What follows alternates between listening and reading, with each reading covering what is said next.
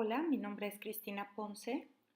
Estoy cursando la maestría en Psicología Transpersonal en la Universidad Antropológica de Guadalajara, vinculación UTEL. Y bueno, esta presentación es un análisis sobre un enfoque categorial y dimensional de los trastornos de personalidad en Psicología Transpersonal. Para la materia de desarmonía desde la perspectiva transpersonal que imparte la doctora Blanca de Sentis Reyes. Partiremos de la problemática de la distinción de una manifestación normal de la personalidad, un trastorno de la personalidad y una patología grave de la personalidad. Y se analizará desde la perspectiva categorial del DSM-5 y CIE-10, tanto de la clasificación y de los criterios diagnósticos, así como de la perspectiva dimensional. Para comenzar, es necesario definir lo que es un trastorno de personalidad. Según la Organización Mundial de la Salud, es un patrón permanente e inflexible de experiencia interna y comportamiento que se aparta de las expectativas de la cultura. Tiene su inicio en la adolescencia o al inicio de la edad adulta, es estable a lo largo del tiempo y comporta malestar o sufrimiento para el sujeto. Afecta la manera de pensar de sí mismo y de sus relaciones con un alto grado de desconfianza y sospecha, el modo de experimentar las emociones siempre de una manera extrema, ya sea con carencia o exceso de emotividad, el tipo de relación interpersonal, de dominancia o sumisión, afiliación o desapego. Y también afecta el control de los impulsos que suelen ser extremos, tanto en exceso o en carencia. Es importante también mencionar que la mayoría de los individuos que sufren un trastorno de la personalidad no tiene conciencia. ¿Por qué es importante la distinción para un psicólogo transpersonal? Bueno, en un primer momento, para elaborar un diagnóstico, para diferenciar entre un estado alterado de conciencia y una patología, y porque el desarrollo y evolución de la conciencia es posible gracias a la salud mental, emocional y física de los individuos. ¿Cómo apoyan los sistemas categoriales DSM-5 y CIE-10 en la identificación de trastorno de personalidad? Bueno, primero que nada son sistemas multiaxiales de clasificación que sirven de guía para organizar la información, facilitar la comunicación y mejorar la confiabilidad del diagnóstico. También proporcionan estructura al diagnóstico y son sistemas de clasificación mundial. Tanto el Manual Diagnóstico y Estadístico de los Trastornos Mentales, que es diseñado por la Asociación Psiquiátrica Americana, y el CIE, que es la Clasificación Internacional de Enfermedades de la Organización Mundial de la Salud. Ambos favorecen la distinción cualitativa entre cualquier trastorno. Bueno, existen unos ejes en el Manual Diagnóstico y Estadístico de los Trastornos Mentales, que básicamente es como está estructurado este manual, el DSM-5, que son, el primer eje son los síndromes clínicos de trastornos mentales, el segundo son los trastornos de la personalidad y trastornos específicos del desarrollo, el tercero los estados y trastornos somáticos en referencia a cualquier enfermedad médica relevante, el cuarto los factores psicológicos, sociales o ambientales estresantes que inciden de manera negativa en la actividad psicológica, y el quinto, el nivel general de deterioro o grado global de disfuncionalidad.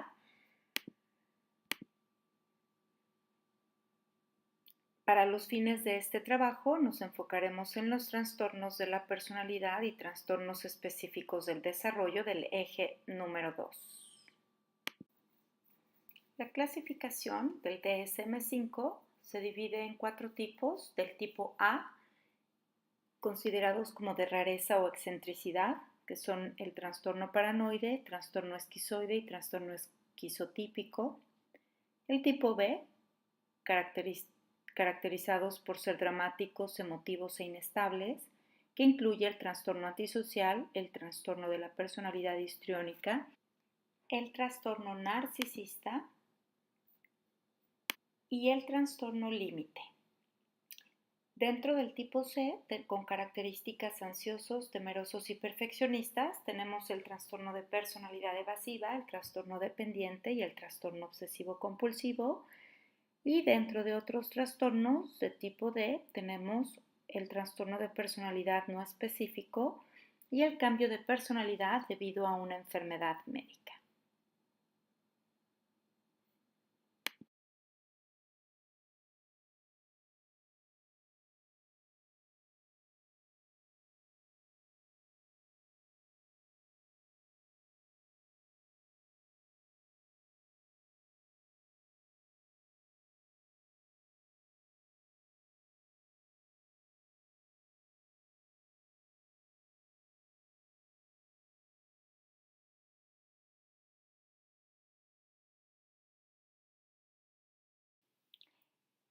Dentro de la estructura del CIE-10 tenemos los trastornos específicos de la personalidad, los trastornos mixtos y otros trastornos de la personalidad con ausencia de sintomatología, las transformaciones persistentes de la personalidad, otros trastornos de la personalidad y del comportamiento del adulto, y trastornos de la personalidad y del comportamiento no especificado.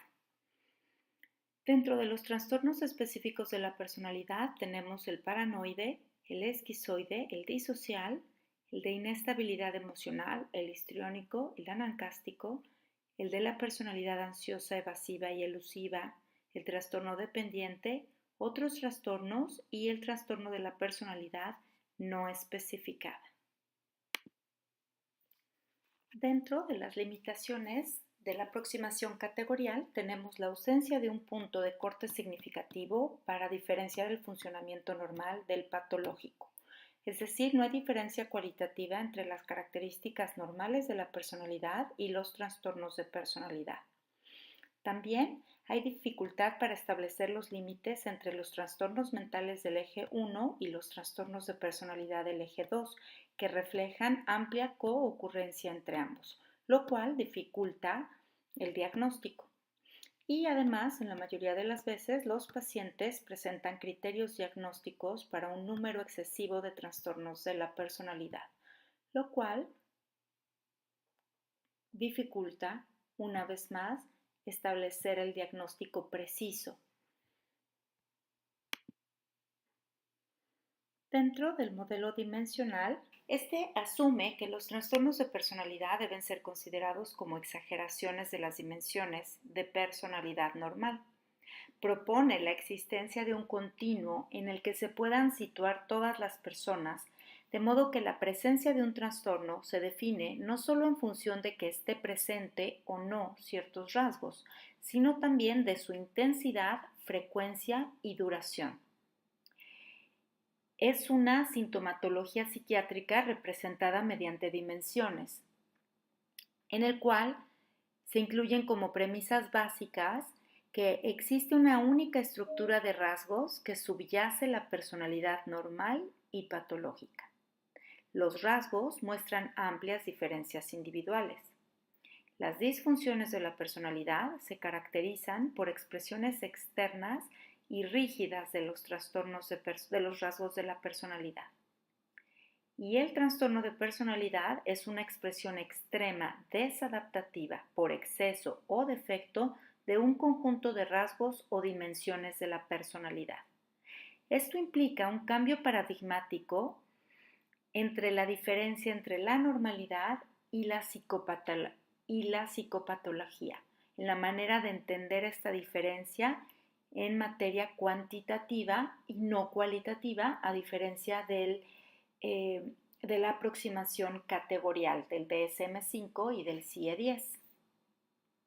Entre las ventajas del modelo dimensional tenemos que este evita decisiones arbitrarias asociadas a una categoría diagnóstica que encasillan y etiquetan a la persona. Presenta un mayor nivel de información con un rango más amplio de características, tiene mayor nivel de flexibilidad en todos sentidos y representa un cambio paradigmático adecuado para la psicología transpersonal.